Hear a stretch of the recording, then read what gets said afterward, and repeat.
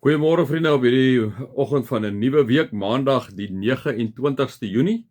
Ek hoop hierdie week bring vir julle wonderlike goeie dinge in wat voor julle uitgestrek lê. Kom ons raak net so vir 'n wyle stil.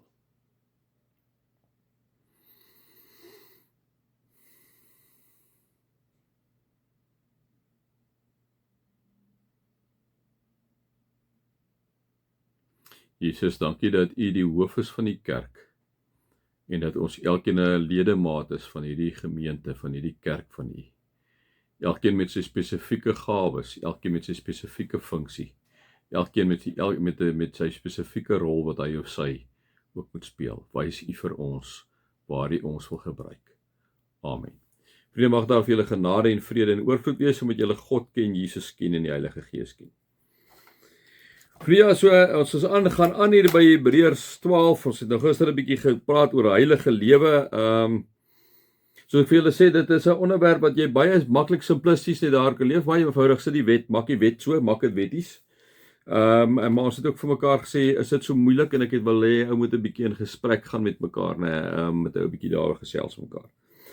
Dan is ons by vers 15 van Hebreërs 12, weer eens, dit is hierdie gehoor wat hy toespreek, wat meerendeels, liewe vriende, uit Joodse Christene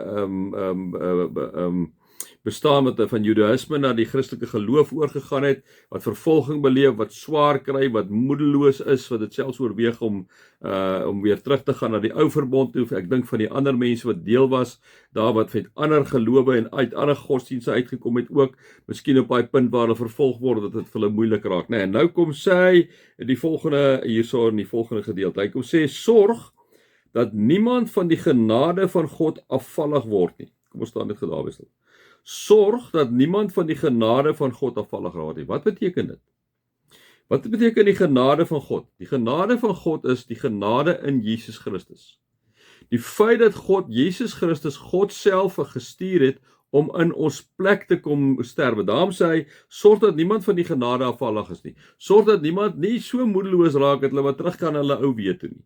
Al raak hulle vervolg, al gaan dit swaar, kyk daarna, sorg dat niemand van die genade van God afvallig word. Sorg dat niemand nou maar alles net opgee en sê ek stel nie meer belang in Jesus Christus en hierdie Jesus wat vir ons gesterf het in die kruis en nou my eie dingetjie gaan weer terug na daai geloof. Dis baie makliker gewees, ek het goed gegaan met my en al die lekker dinge.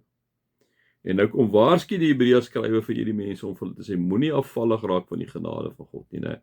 Kom sê hy vir hulle. En dan gaan hy aan en sê sorg dat daar nie verbittering soos 'n wortel uitspruit, moeilik veroorsaak en baie besmet nie, né?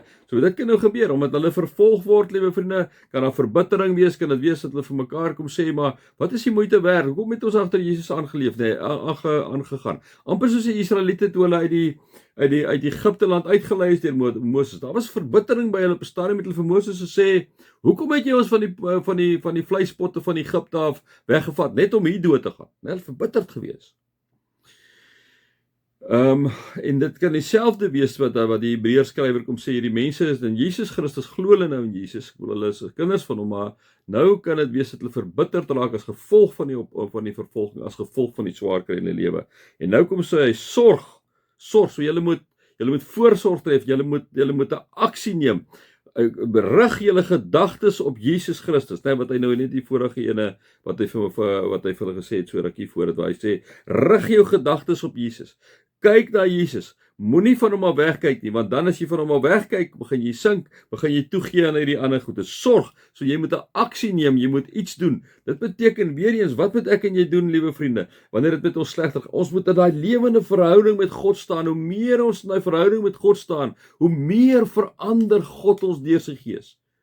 So hy kom sê vir hulle, sorg dat niemand van die genade van God afvallig raak nie, sorg dat daar nie verbittering soos 'n wortel uitspreek en moeilikheid veroorsaak en baie besmet, né, in hierdie konteks van hierdie mense nie. En dan gaan hy aan op nog en sê, sorg ook dat niemand sedeloos en goddeloos lewe nie. En dan gebruik hy nou maar vir Esau as 'n voorbeeld, né. Sorg dat niemand sedeloos en goddeloos lewe nie, vriende. Die ding van sedeloos en goddeloos, tree verskriklik maklik in mense se lewens in. Dit is in die tyd wat ek en jy leef met alles wat beskikbaar is op die internet en so aan, kan mense maklik sedeloos lewe. Ek het al vir julle gesê, as jy eers aan die ander kant van die draad gaan kuier as 'n man of 'n vrou, nee, as jy getroud is of jy in 'n vaste verhouding is en nou neek jy rond met 'n klomp ander mense. Die oomblik as dit gebeur, nee, dan raak dit later soos om ontbyt te eet. Jy kan later ook nou nie eintlik sien wat is daarmee verkeerd nie, nee. En dit is hoekom 'n ou jy moet voorsorg tref, liewe vriend. Voorsorg tref. Daarom moet jy heilig lewe. Jy moet jou absoluut daarop instel om heilig te lewe. Nee, jou wiele gaan met tye afval, maar vra die Here Jesus Christus om jou te help. Vra die Heilige Gees om jou te help. Sluit by 'n gemeente aan. Sluit by 'n klein groep aan. Woon eredienste by op 'n Sondag. Dis alles goed wat jou en my help om nie toe te gee aan goed nie. Om nie toe te gee aan die alledaagse goed wat rondom ons is nie. En nou kom sê hy ook weer vir hierdie mense hierso, want hy dink nou natuurlik weer daaraan dat hulle kan teruggaan na die ou godsdienste waar hierdie goeders natuurlik floreerend is, né? Sorg dat niemand goddeloos en sedeloos lewe nie, né? Om ook daar in hulle omgewing daarvan die mense wat daar is te kyk, dat die mense nie net lewe soos hulle wil. Onthou ons praat van 80, 90 na Christus, daar onthou. Dit is nog vriende, hulle het nou net in Jesus aangeneem as hulle persoonlike verlosser en saligmaker. Hulle het nie al die goed tot hulle beskikking wat ons vandag het nie. So ons moet altyd die konteks in gedagte hou. So hulle kan baie maklik, want reg rondom hulle was daar maar sedeloosheid en goddeloosheid die hele tyd in die orde van die dag so wat normaal was, en van hulle kom ook uit van die godsdienste uit wat dit maar normaal was. Nie die Jode nie, né? Maar die Jode is blootgestel aan daai goed en kom baie maklik ook begin meedeel het aan sedeloosheid en goddeloosheid. En daarom kom sê die Hebreërs skrywer, kom hy ook vandag na jou en na my toe. Kom sê hy vir ons, hoor hierso, kyk mooi hoe jy lewe. Jy moet heilig lewe. Jy moet afgesonder wees, eenkant gesit wees vir God. Jy's mos nou tog geskapen as sy beeld om op te verteenwoordig. Jou oë moet altyd op hom gerig wees. Laat jou lewenswandel lewenswandel, sê Paulus, in ooreenstemming wees met die feit dat jy in Jesus Christus behoort, né? Daarom sorg dat niemand sedeloos en goddeloos is. Kyk daarop uit, moenie jou blootstel in goed op die internet wat kan maak dat jy sedeloos lewe nie. Moenie goed lees wat maak dat jy kan sedeloos en goddeloos kan wees nie. Moenie betrokke raak by bedrog en al daai tipe goed sodat jy goddeloos kan raak nie, né? Kyk daarna, dit is wat ek weer vir julle gesê het, moenie die arena betree van die leeu, die beer, die wolf wat vasgemaak is, die duiwel, wat loop soos 'n brullende leeu om te kyk wie kan verslind. Jy moenie in sy domein inbeweeg nie, want hy gaan jou verslind, verseker. Hy's vasgebind, hy kan niks aan jou doen nie.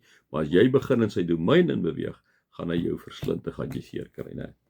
Sorg dat jy niemand sedeloos en goddeloos lewe nie. Mag julle God se liefde ervaar, sy genade ervaar en sy teenwoordigheid ervaar. Amen.